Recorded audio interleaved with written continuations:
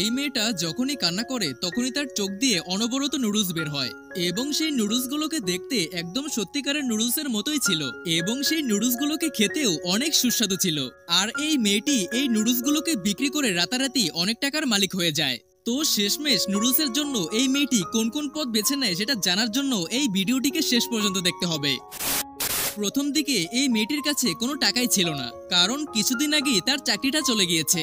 তার বাড়িতে তার সাথে তার বৃদ্ধ মা এবং তার একটা পোষা কুকুর থাকতো। তার যে চাকরিটা চলে গিয়েছে এটা তার মাকে সে জানায় না, কিন্তু তার মাকে তো রান্না করে খাওয়াতে হবে, তাই সে চাল ডাল কেনার জন্য পাশের দোকানে যায়। কিন্তু দোকানদার তার কাছে টাকা না থাকার কারণে তাকে কোনো সামানই দেয় না, যার কারণে সে মন খারাপ করে বাড়িতে চলে আসে এবং টেবিলের উপর বসে কান্না করতে থাকে। কিন্তু কান্না করার সময় হঠাৎ সে লক্ষ্য করে তার টেবিলের উপর এক টুকরো নুডলস পড়ে রয়েছে। মেয়েটি এদিক ওদিক তাকিয়ে খুঁজতে থাকে এই নুডলসের টুকরোটি কোথা থেকে এলো। তখনই এই মেয়েটি তার চোখে হাত রাখলে বুঝতে পারে এই নুডলসের টুকরোগুলো আসলে তার চোখ থেকেই বের হচ্ছে।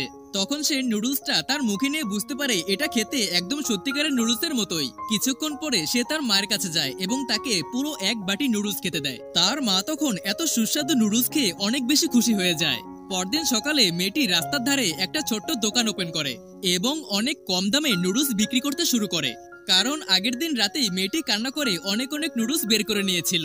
যাই হোক, তার নুডলসগুলো এতটাই সুস্বাদু ছিল যে কিছুক্ষণের মধ্যেই তার সমস্ত নুডলসগুলোই বিক্রি হয়ে যায় এবং সবাই তার নুডলসের অনেক প্রশংসা করতে থাকে।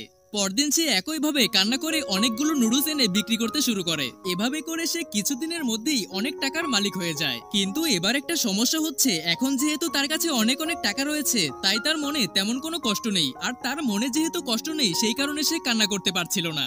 তাই সে দেয়ালে লাথি দিয়ে নিজেকে নিজে ব্যথা দেয়, যার কারণে সে কান্না করতে পারে। কিন্তু তবুও তার চোখ দিয়ে এক ফোঁটা পানি বের হয় না। তাই তখন সে নিজের একটা পছন্দের শোপিসকে ইচ্ছে করেই হাত থেকে ফেলে দেয় এবং পরবর্তীতে সেটার কথা মনে করেই কান্না করতে থাকে। কিন্তু মেয়েটি বুঝতে পারে এভাবে শোপিস ভেঙে সে আর কতদিনই চালাবে। তাই সে পরের দিন তার প্রিয় কুকুরটিকে জঙ্গলে ফেলে আসে এবং বাড়িতে এসে তার ছবির দিকে তাকিয়ে কান্না করতে থাকে।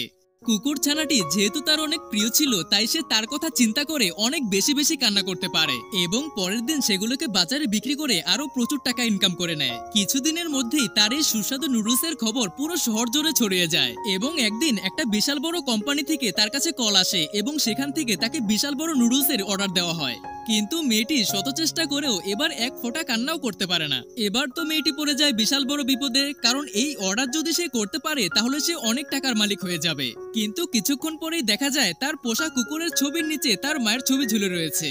আসলে এই মেয়েটি তার পোষা কুকুরটির মতো হয়তো তার মাকেও জঙ্গলে ফেলে এসেছে, যাতে সে তার মায়ের কথা মনে করে কান্না করতে পারে এবং অনেক নুডলস বের করে নিতে পারে। আসলে টাকা পয়সা হচ্ছে একটা খুবই বাজে জিনিস, তাই আমরা কেউ যেন কখনো এই টাকার লোভে পড়ে কোনো অন্যায় কাজ না করে বসি।